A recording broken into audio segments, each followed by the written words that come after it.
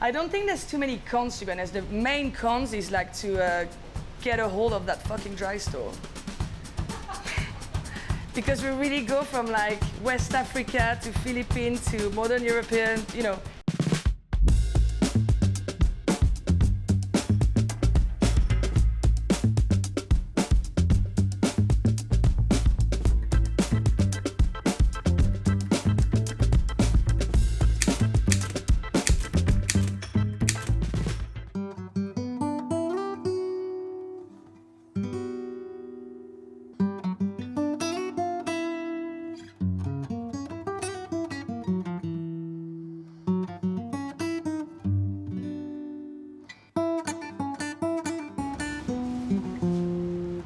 I'm Margaux. I run Naughty Piglets, and I've been running Naughty Piglets for 11 years.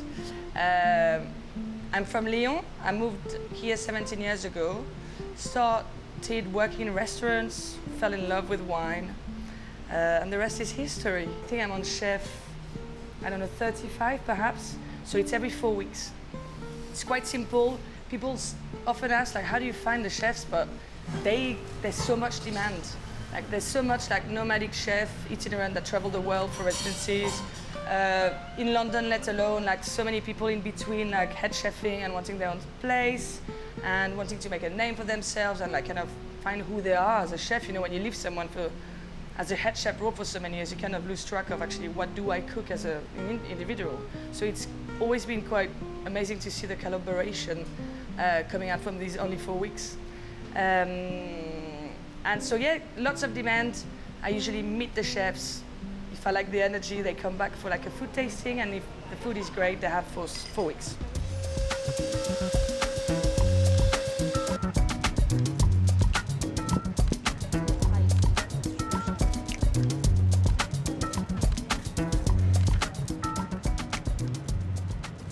My name is Mary. I've been cooking professionally for 16 years. It was my second career coming out of fashion. I was doing fashion buying for the Topshop, and then I turned into chefing from just being interested in food and being surrounded by people who love food. I came into professional cooking by wanting to improve my dinner party cooking skills, as we were having loads of dinner parties at the time. And my thought process was to go to a professional kitchen that I liked eating at to learn from them. I didn't know that was called a stage, but that's what I was going to do. And at the time, and still now actually, I went to 2 of my favourite restaurants, St. John and Morrow, and literally just knocked on the door and said, do you want any help on weekends? I didn't work in either of those, but someone from those restaurants referred me to another restaurant called LUTO. I can never say that right, but it's a sister restaurant to Pied à Terre, and it's a 1 Michelin star restaurant. I'd have to say probably learned all or most of my skills there from amazing chefs who'd worked in, you know, some really incredible 1-2 star restaurants. After first cooking for a year and a half, I instantly was like, I got so many ideas and techniques that I could apply to Filipino food. So that's when I started doing my pop-up. So it's been in the running for around 11 years. But around that time, I was doing it sporadically amongst working full-time as a chef. So I think the most I would do is maybe like 2 or 3 pop-ups a year. So very recently, for the past year and a half, I've been doing longer residencies.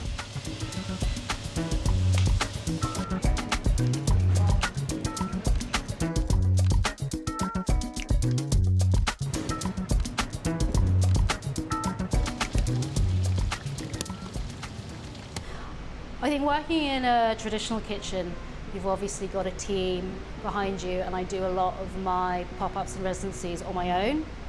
So a lot of it I do everything. I do like the marketing, take photos, do the recipe development, do all the sourcing, all the finance stuff, costings. So whilst you're doing pop-ups and residencies, you're wearing 100 different hats. Whilst you're in a traditional kitchen, you're kind of like in a section, you're part of the team, all the work's broken down into smaller manageable bits. So yeah, I'm just having to do all the different things all at once. So a lot of juggling, I think, is the biggest difference. Okay, so this menu is a mix of dishes that I know work in a setting where I'm not so familiar with the kitchen, in terms of like equipment or space or, you know, available space. So I've got a mix of things that fit well when you transport them from kitchen to kitchen, as well as some new things that I've tried. But then also in the middle I've got some garnishes that I've used on different dishes that I'm using in a different way. Today's Tuesday, that's our main big prep day. We do everything fresh, and during the week perhaps we do these jobs again once or twice again. We're usually prepping like scallops or doing meat prep or fish prep, doing all the sauces fresh, even getting ahead and like even just like washing vegetables ready to prep for the next day or two. Getting as much done as possible because increasingly during the week it gets busier. Kind of climaxing on like Friday dinner and Saturday dinner. So things like we do a lot of deep fries, like deep fried garlic, deep fried shallots, and the byproduct of that is something I learned from Somsar called fragrant oil. Use that to cook everything. So you've just got that undertone of like delicious caramelized alliums. So stuff like that we do earlier in the week because they're quite time consuming and they're quite like messy jobs. So the messier jobs we would do on prep day. Service days, we would do smaller jobs like fine slicing, making some sauces but in smaller batches, so it's more like quantity control towards the end of the week.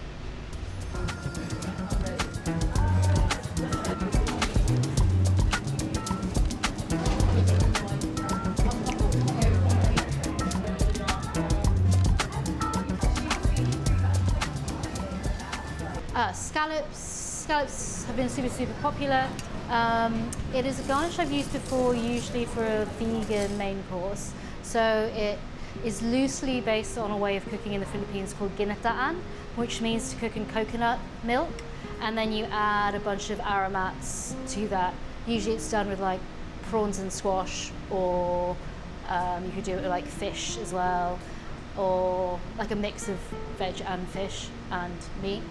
But I've decided to put all the elements in two different sauces. So you've got a coconut-based sauce with fresh turmeric, like spring onion trim, ginger trim, and then the second sauce, which is like a sizzling spring onion sauce.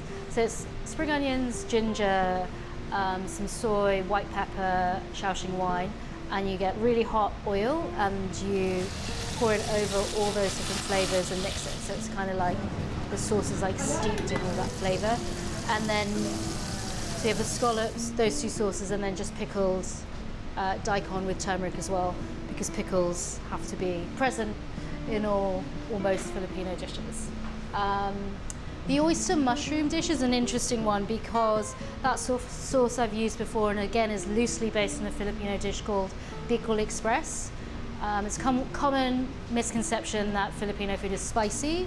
There's only a couple of regions where it is spicy, and if anything, the chili element is present in like a vinegar that you use to dip and season your own food with.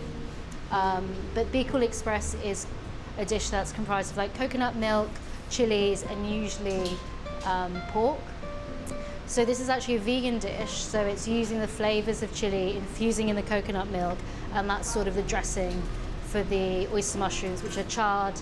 And then you've got crispy gnocchis, so just like another texture of mushroom. But then again, because of the vinegar element, we are dressing that with vinegar powder. So it's like a really umami, savory dish, and you kind of toss all of that together. The braised courgettes, again, another loose way of cooking in the Philippines is to cook with fermented fish or fermented shrimp. So we're sauteing garlic and then doing like a hard sear on the courgettes and then braising them kind of like low and slow, very reminiscent of sort of like a braised Greek courgette. So doing that, but then adding the fermented shrimp, some cherry tomatoes, fish sauce. So yeah, that's also ideal for like dipping and kind of like smooshing in with all the other dishes. And then two desserts. We have gone with, this is a new one for me, so I'm doing Sans Rival. So Sans Rival is a layered cashew meringue with whipped cream with mango puree folded through it, and then fresh mango on top and grated lime zest. So looks quite beautiful and yeah, a little bit decadent.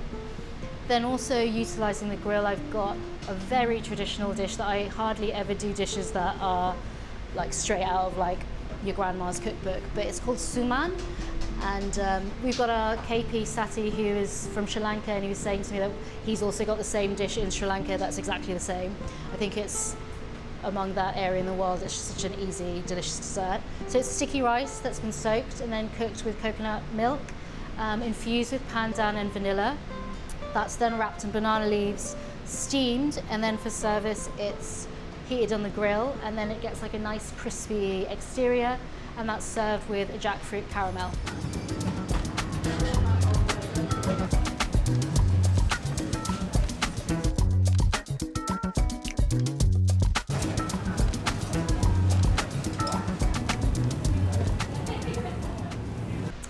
Pros and cons of working in a residency. Pros, I'd say working in this particular residency, it's so set up for different chefs to come in. Like I've got a really great sous chef that is here always, that kind of knows what everything is, knows how the place works, there's sort of like weird things that go on that you need to know about as a chef, like, I don't know, this fridge is coldest, this fridge isn't that cold, use this, use that. So that's great. Also, like I said, it's set up for it where you've got really incredible staff who know that there are rotating chefs, are really great at describing new dishes, new cuisines. It's just set up for it, which is great. Which I find working in perhaps smaller venues that are kind of trying it out as a concept, it's a bit more clunky and it's a bit harder to settle in. Whilst here it's been pretty seamless, which is great. So that's a pro and a con. Con in general of doing a residency is it can be quite like tiring, like you are kind of like lugging around your stuff if you haven't got a prep kitchen. With each menu I do try to do something different to sort of like give returning customers, if they are returning, something new to try. But also it's kind of like logistically what is best for the space. But also just for my own interest, I try to do new dishes. Like I've got a huge back pocket of recipes I really, really want to try, but it's like I'm only going to be able to do it once I've got my own space and kind of like own team that kind of know the food, know the cooking, know the flavors. Because a lot of it with Filipino food, there isn't necessarily like a chef that you can follow that has sort of like the blueprint for Filipino food. Like I think it's still evolving. So everything that I do kind of like has to get taste checked, because the nuances of the dishes are quite hard to describe unless you know where they've come from. So yeah, that's I tend to work my menu around what is the most workable mixed in with what can I creatively do, and definitely like what's in season. I try to use as much seasonal produce as possible that's from this side of the world, instead of shipping a whole load of stuff from like Asia. That's why I use chard instead of taro leaves, which is what's traditionally used in the Philippines, as an example.